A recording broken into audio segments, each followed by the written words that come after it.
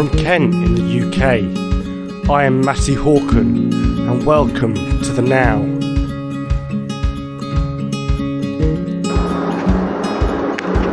Today we're going to be talking about using bees as therapies.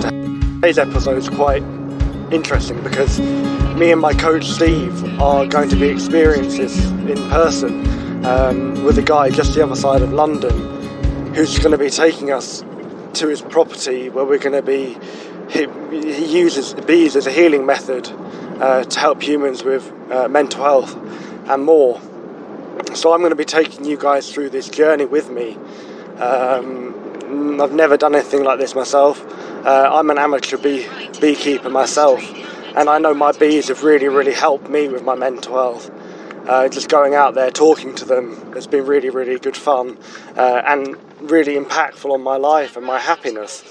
So it's going to be really interesting to take you on this journey with me, of me experiencing sitting, lying on over 80,000 bees. I hope you guys enjoy this one. So we've just arrived at Vladimir's bee healing farm, and filled with a little bit of nerves and a little bit anxious of what to expect, because I've never done anything like this in my life. So we pull down from the road onto this sort of gravel track, parked up, and then we were met by Vladimir, and we walked down through Vladimir's sort of fields, and we walked past his bees, and it was really nice being an amateur beekeeper myself, just to talk to another beekeeper. So this was a bit of a conversation we had, a bit of insight into how Vladimir is like as a person. Such a lovely guy. Honey of them, I give them a bit more space, I don't know. Yeah. Sometimes I do mess around with them, but then I learn hard way and never do the same mistake again. Yeah. So we've just been on a little walk with Vladimir, just looking at his bees and hearing about his story. He's been here for about 4 years, a complete beginner beekeeper at the start, and we've just ended up we're right by an oak tree, and there's a camper van looking over a sort of probably 1.5 to 2 acre field, and the camper van has got 4 hives built in on each side of the camper van, with about 20,000 bees in each hive. Obviously on the inside of the camper van it's completely sealed, the bees are on the outside, but we'll be lying on the beds on top of these beehives on 4 sides each. We're now just about to enter the camper van. As we're walking through the door, just a smell of honeycomb and this warmness in the camper van. The camper van's filled with pine wood. It's almost like being in a cabin in the woods in nowhere. It's absolutely surreal. So I'm going to sign out here now, guys, and I'll see you in a bit.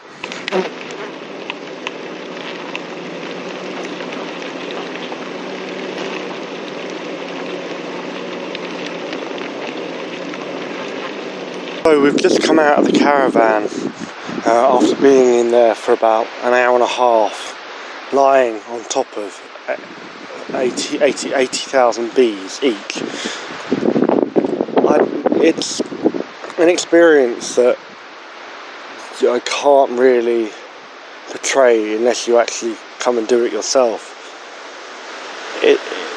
There's this warmth which the bees make, which are under your back, which is absolutely incredible. And every now and again it went a little bit silent.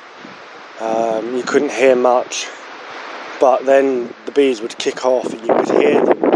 The main noises that you could hear was them just moving around. It was just like unearthly. It was just absolutely insane. But the caravans, Vladimir had a honeycomb candle on, and he had quite a few chunks of honeycomb in there. So it basically smelt like if you imagined yourself in a beehive. After we'd finished, we sat down with Vladimir for about an hour just talking to him. And this is the conversation we had with him. That some beekeepers in Ukraine, I was looking deep into it, they say when families are weak, they can feed you. You know, they can kind of, when you're there, and you're in a kind of, they can take it of you. And when some family is strong, they fix you. So, but again, I don't know. One lady said that she's been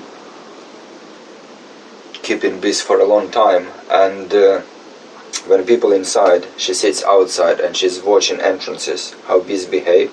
So usually parts of the body where people have troubles, there is a different behavior of the bees in those hives.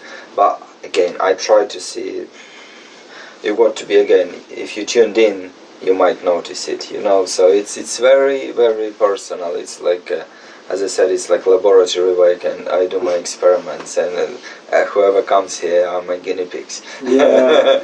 But the good thing about it, there are no bad side effects. Yeah. Beehive, all the of course, if you're not allergic to bee products, you don't get side effects. And in Ukraine, there are a lot of people who make like medicine from bee products. Yeah. But there is no chance to get it through to public, because all pharmacies, it's like there is no chance to get there. Yeah. You've got products that do the same, but they're chemical based. They're artificially produced, and they do so much harm. You've got like a few positive qualities of this medicine, and you've got several pages of side effects. With bee product, again, if you're not allergic for bee product, there are no side effects at all. You know, this is the thing. And usually people have a reaction on bee products if the immune system is messed up. Mm-hmm. Okay. So this is a sign that you have to sort yourself out. And to make your living by selling honey, it's a hard work, man. You've got to be really hard working. I'm not like that. I can do short sprints, you know, like I can, but all the time, no, it's not me. And then I came to my mind that people in Ukraine offer this sort of stuff. I never tried it myself. But I started to build it, and the only opportunity I had to experience it when it was built and it was ready there. It's very strange. I never do stuff that way. I usually think for a long time, you know, but it was different. And I decided to build this because it's not known in this country. No. And I was pretty sure it works, you know. So and slowly it happened. But it wasn't planned. As I told you, when I started beekeeping, I didn't plan. I didn't look for the farm. If I was looking for the farm, what were the chances I would came across this place and meet Jane? You know, I told you before, like I was introduced here. I think when you like something and you focus your time and energy into it, and you just kind of not worried too much how you're gonna do it, and eventually it's all gonna happen.